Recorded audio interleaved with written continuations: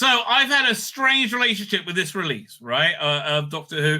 It's the second one of the Audacity range. Audacity is a new companion, and she is fucking awful.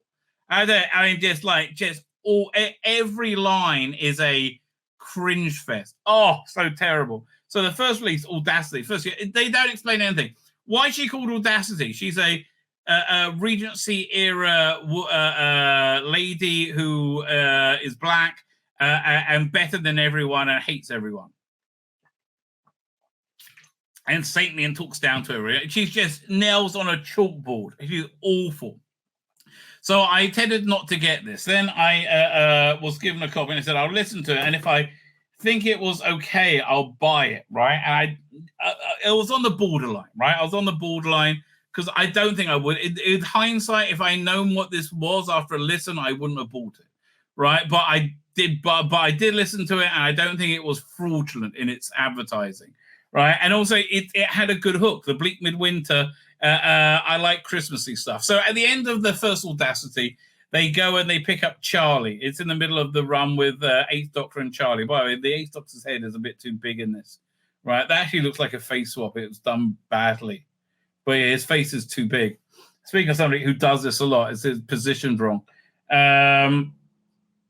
So now it's the Eighth Doctor, Charlie, and Audacity. So the first story, so all these are Christmassy stories. So the first story in this one was quite good, right? It was quite good. And it different from your average Christmassy fare because it was a very small, intimate story. But the best thing about it was Audacity was hardly in it, right? And, when she's in it, it's nails on chalkboard.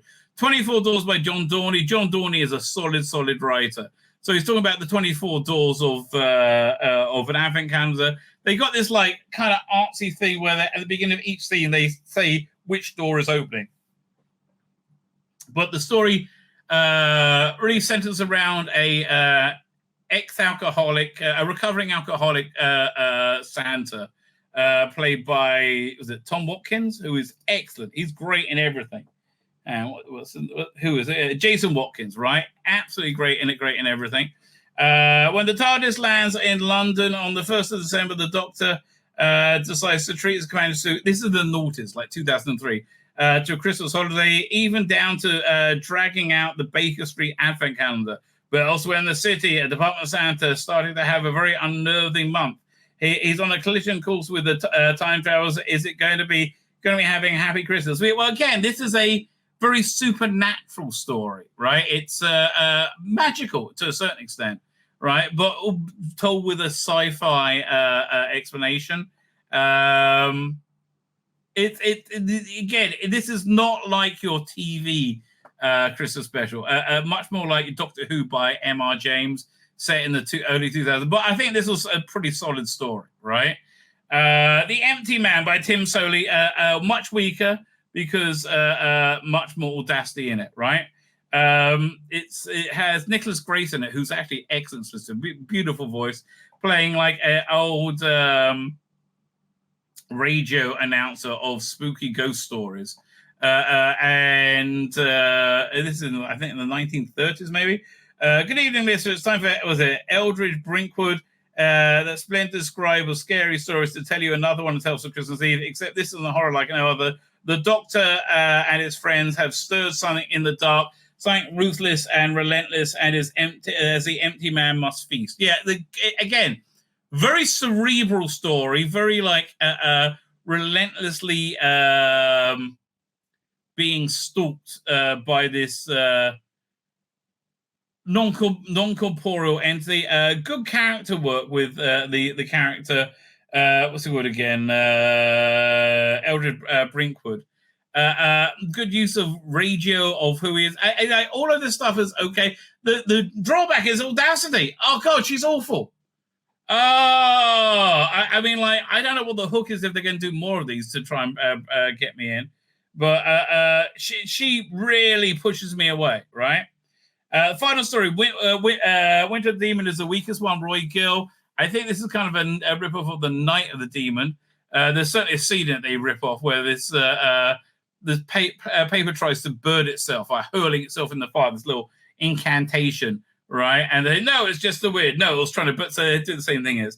Torah the TARDIS, actually, brings the travelers to Victoria and Edinburgh. Industrialist Donald Shaw is, this is what it's transformed the city with electric light, but people are dying, found horribly burned. So, obviously Donald Shaw is an evil white man, capitalist, trying to evilly capitalize on being an evil white man. Evil, and white man, and capitalist, evil, white man, evil, capitalist, white man, right? Over and over again. Audacity is this like condescending to everyone and can't stand everyone. Meanwhile, Charlie meets and has a normative relationship with a young man. That's the best part of it, right? That's absolutely the best part of it. Watching like a normal human being being normal human males and females being normal human males and females. Probably the first time we've seen a heterosexual romance and big finish for about coming up since 10 years, maybe 8 years. It's ridiculous. What ancient power has Saw summoned? Can the Doctor prevent the winter of the demon? So there's one person I really want to, is it Jonathan Scogo? Yeah, Captain Archie McKellen.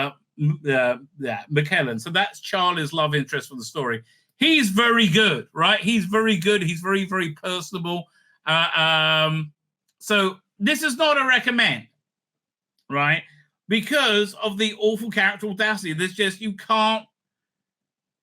very little you can do with the character so badly written. Now, this was a self-insert by Lisa McClellan, full of ridiculous and immature and ill-informed ideas of history.